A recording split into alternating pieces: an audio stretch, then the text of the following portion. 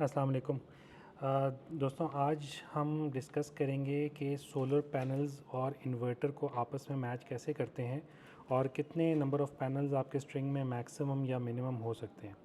अभी रिसेंटली हमें बहुत ज़्यादा इंक्वायरीज़ इस तरह की आ रही थी कि मार्केट में इन्वर्टर्स बहुत तरह के मौजूद हैं और काफ़ी जो इंस्टॉलर्स हैं वो इस चीज़ को कंप्लाई नहीं कर पा रहे थे कि जी मैं अगर लेट से एक इन्वर्टर इस्तेमाल कर रहा हूँ तो हर साइड पे वही इन्वर्टर इस्तेमाल करूँ।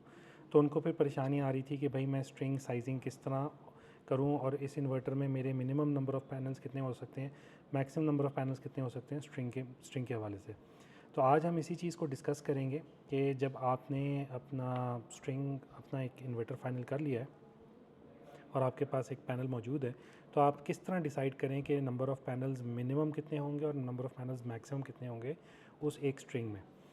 तो इसका जो फार्मूला है ये आप अपनी स्क्रीन में देख रहे होंगे सामने। ये दो अदद फार्मूला है। ये ऊपर वाला एक फार्मूला है और एक नीचे फार्मूला है।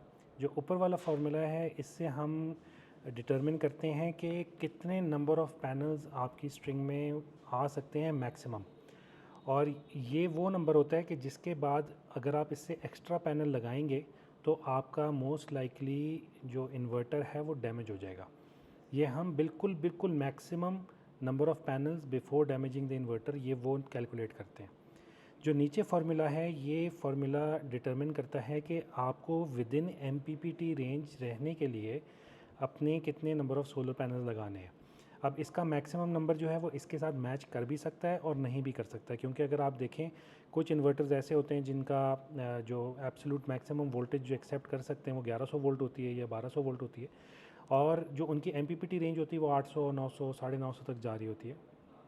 तो ये सेकंड फार्मूला जो है ये इस चीज़ को डिटरमिन करने के लिए कि आपके सोलर पैनल्स की वोल्टेज एमपीपीटी रेंज में रहने के लिए आपके नंबर ऑफ़ पैनल्स मैक्सिमम या मिनिमम कितने होंगे।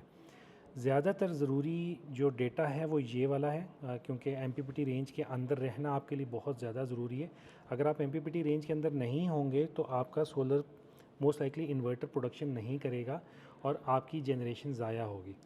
तो ये वाला जो पहला फार्मूला है ये ज़्यादातर इस्तेमाल होता है सेफ्टी फैक्टर को डिटरमिन करने के लिए कि लेट से अगर 27 पैनल इसमें ही आ रहे हैं, सॉरी 17 पैनल अगर इसमें आ रहे हैं और इसमें भी 17 पैनल आ रहे हैं, तो आपको पता है कि भाई अब मैं एक एब्सोल्यूट मैक्सिमम में हूँ।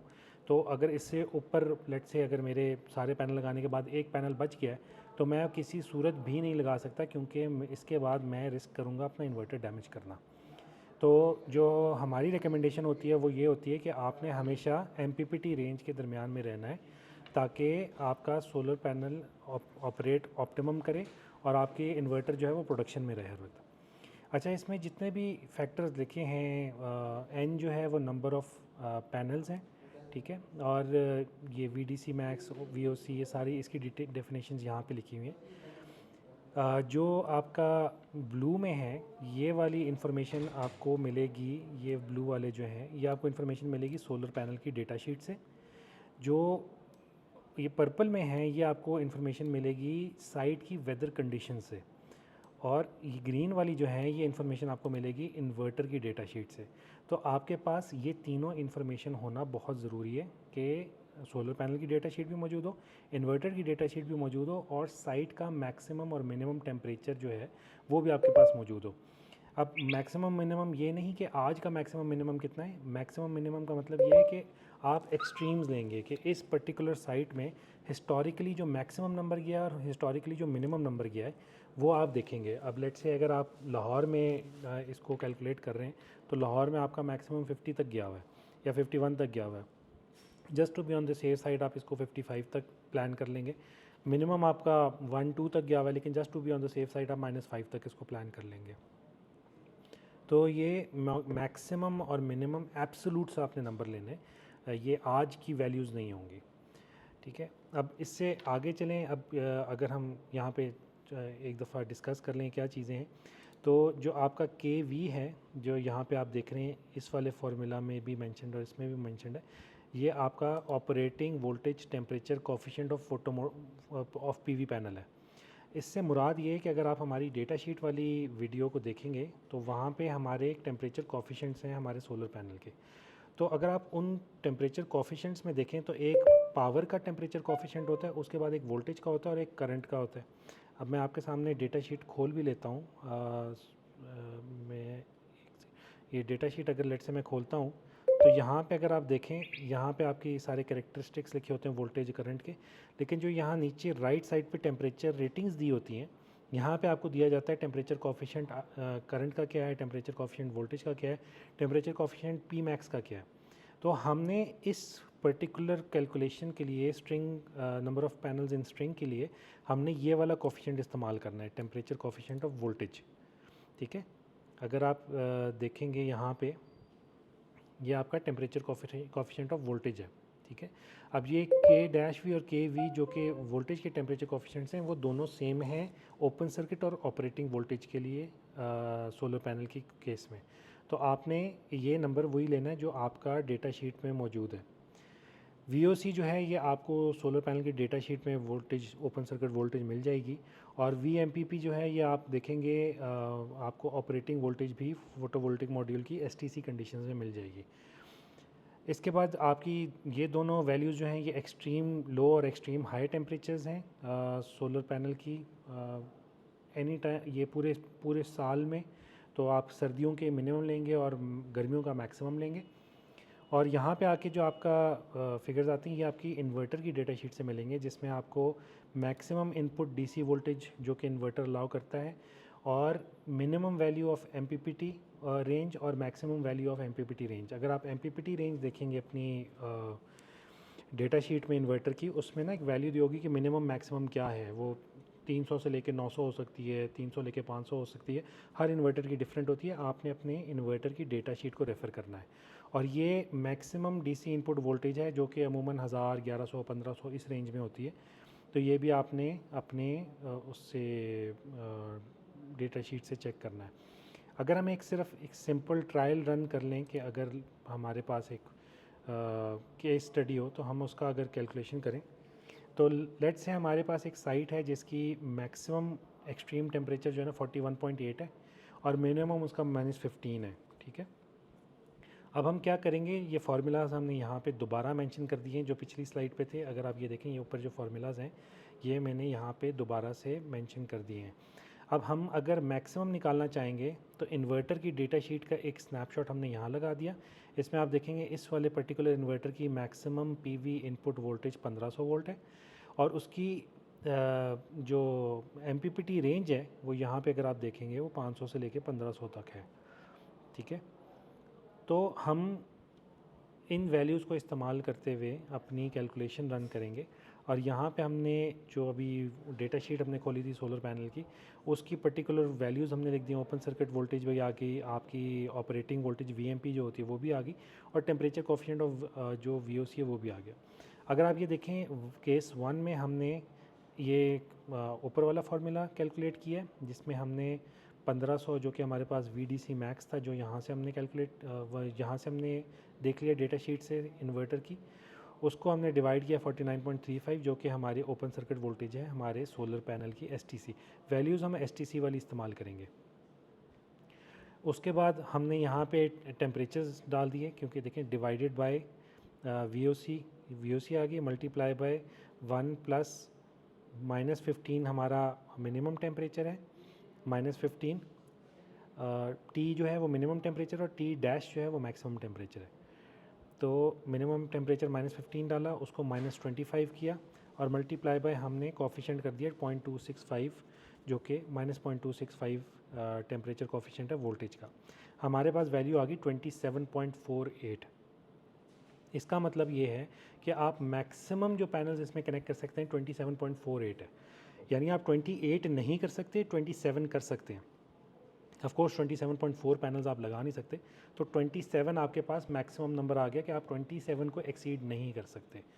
अब यहाँ पे आप अपनी दूसरी वैल्यूज़ लगा लेंगे जो आपकी MPP वोल्टेज रेंज है। ठीक है, वो 500 से लेके 1500 तक है।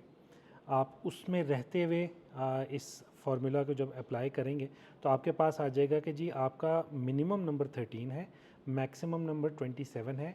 इसके दरमियान में आपने अपने पैनल्स लगाने हैं ताकि आप with in MPP voltage range रहें। ठीक है, अच्छा, इस सूरत में ना एक और यहाँ पे भी है कि MPP voltage range for nominal power, आप इसको इस्तेमाल करते हुए अपनी वोल्टेज रेंज को, इस नंबर को और नैरो कर सकते हैं। ये ज़्यादा अच्छी ऑपरेशन देगा। अमूमन ये दो वैल्यूज़ नहीं दी होती इन्वर्टर की डेटा शीट में, अमूमन एक ही दी होती है MPP वोल्टेज रेंज इस तरह करके। ये नॉमिनल पावर वगैरह की इस तरह की सेकंड वैल्यूज़ नहीं होती। ये इस पर्टिकुलर केस में थी तो हमने कहा ये मेंशन कर दें कि अगर आपके केस में आए तो आपको परेशानी ना हो कि आपने कौन सी लेनी है आपने MPP वोल्टेज रेंज है। लेकिन अगर आप ज़्यादा ऑप्टिमाइज़ करना चाहते हैं तो आप MPP voltage range for nominal power इस्तेमाल करेंगे, ताकि हमेशा नॉमिनल पावर उसके अंदर ही रहे। ठीक है, तो ये हमारे पास वैल्यूज़ आ जाती हैं। इससे आप कैलकुलेट कर सकते हैं कि आपके पास कितने मिनिमम नंबर ऑफ़ पैनल हो सकते हैं और कितने मैक्सिमम नंबर ऑफ़ पैनल हो सकते हैं। तो इस केस में 13 और 27 आया। अब जिस तरह मैंने पहले कहा था कि ये 27 नंबर इस वाले 27 नंबर के साथ मैच कर रहा है, लेकिन ये होना ज़रूरी नहीं है, क्योंकि इस पर्टिकुलर केस में हमारे पास MPP वोल्टेज रेंज 1500 तक ही थी। लेकिन अगर आप अमूमन अपने इन्वर्टर्स की डेटा शीट देखेंगे, वहाँ पे 1500 तक नहीं होगी। अब जिस तरह पाकिस्तान में कॉमनली यूज इन्वर्टर्स जो हैं, उनकी ये मैक्सिमम PV इनपुट रेंज जो है वो 1000 या 1100 होती है, और MPP वोल्टेज रेंज 800 या 900 तक ही जा रही होती है, इससे ऊपर नहीं जाती। तो आपकी ये वैल्यूज़, ये वाली वैल्यू और ये वाली वैल्यू अमूमन मैच नहीं करेगी। कुछ केसेस में मैच कर भी सकती है, लेकिन अमूमन मैच नहीं करेगी। तो आपकी जब ये वोल्टेज रेंज निकल आए तो अब इसके दरमियान में आप कोई भी नंबर लें, आप 13 पैनल लगाएं, 14, 15, 16, 17, 18, जिस तरह आपको साइट कंडीशंस में ज़्यादा आसानी है, आप उस नंबर को लेके अपनी नंबर ऑफ़ पैनल्स लगा लें। इसमें बस आपने एक चीज़ का ख़ास ख्याल रखना है कि एक MPPT पे आपने सेम नंबर ऑफ़ पैनल्स लगाने हैं। मतलब अगर आपकी एक MPPT की अमूमन 2 इनपुट्स आ रही होती हैं, तो आप ये नहीं कर सकते कि एक इनपुट पे आप 13 लगा दें और दूसरी पे 14 लगा दें। एक MPPT पे हमेशा एक ही नंबर ऑफ़ पैनल्स होंगे, दूसरी MPPT पे दूसरे नंबर ऑफ़ पैनल्स हो सकते हैं। मतलब आपकी MPPT 1 पे 13 हो और MPPT 2 पे 14 हो, ये बिल्कुल ठीक है। लेकिन MPPT 1 की इनपुट A पे 13 हो और इनपुट B पे 14 हो, ये बिल्कुल गलत तरीका है, ये आपने नहीं करना। इसी के साथ साथ एक और चीज़ देखनी बहुत ज़रूरी होती है कि आपका मैक्सिमम PV इनपुट करंट कितना है। जिस तरह इस केस में उन्होंने कहा हुआ है कि 12 इनपुट्स हैं, 40 एम्पेयर की इनपुट करंट है। हमारे जो रेजिडेंशियल इन्वर्टर्स हैं, उनकी इनपुट करंट जो है वो 13 एम्पेयर से लेके 30 एम्पेयर तक होता है। तो जो 13 एम्पेयर वाले इन्वर्टर्स होते हैं वो आप बाईफेशियल सोलर पैनल्स के साथ नहीं लगाते, क्योंकि आपने ये इंश्योर करना है कि जो आपका इनपुट करंट है, जिस तरह ये 12.9 है, यहाँ पे 13 है और शॉर्ट सर्किट करंट 13.78 है, ये हमेशा with in the limit of inverter रहे। इस केस में 40 एम्पेयर है, हमें फ़र्क नहीं पड़ता। लेकिन जब आपका ये वैल्यू लेट से छोटे इन्वर्टर्स में 13 एम्पेयर, 14 एम्पेयर, 15 एम्पेयर होती है, तो वहाँ पे ये मैच करना बहुत ज़रूरी होता है। अगर आप बाईफेशियल सोलर पैनल यूज़ करेंगे तो उसकी ये वैल्यूज़ ऐसे ही लिखी होंगी। उसके नीचे अगर आप देखेंगे तो वहाँ पे बाईफेशियल की करंट की रेटिंग्स दी होंगी, और उसमें अगर आप देखेंगे कि अगर मैक्सिमम बाईफेशियल गेन किसी सूरत में आता है, तो आप वहाँ देख रहे होंगे कि वो करंट जो है 17-18 एम्पेयर तक जा सकता है। तो आपने इस चीज़ का ख्याल रखना है कि जो ये करंट है, ये भी मैच करे आपके सोलर पैनल का आउटपुट करंट मैक्सिमम इसके इनपुट करंट के साथ। अब ये 40 एम्पेयर है, इसका मतलब है यहाँ पे आप ये 2 स्ट्रिंग्स भी लगा सकते हैं, और इवन आप 3 स्ट्रिंग्स भी लगा सकते हैं, क्योंकि ये 13 एम्पेयर तक जा रहा है। 3 स्ट्रिंग्स अनसेफ इसलिए होंगी क्योंकि 13.78 को अगर आप मल्टीप्लाई बाय 3 करेंगे, ये 40.12 बन जाता है, 40.2 बन जाता है, जो कि अनसेफ हो जाएगा। तो वो अच्छा नहीं है कि आप 3 लगाएं, बेहतर यही है कि आप 2 लगाएं, इससे ज़्यादा ना लगाएं। लेकिन अगर फ़र्ज़ करें कोई ऑप्शन नहीं है और आप बिल्कुल फंसे हुए हैं, तो आप शायद 3 लगा सकते हैं, लेकिन बेस्ट प्रैक्टिस नहीं होगी वो। तो आई होप ये सेशन आप लोगों के लिए काफ़ी फ़ायदेमंद रहा होगा। आप लोग अपने सवालों से हमें आगाह करते रहें, और कोई जो भी आपके क्वेश्चंस होंगे उसको हम एड्रेस करने की कोशिश करेंगे, और उसके रेलेवेंट वीडियो हम बनाने की कोशिश करेंगे। आप लोगों का बहुत बहुत शुक्रिया। अपना ख्याल रखिएगा। अस्सलाम वालेकुम।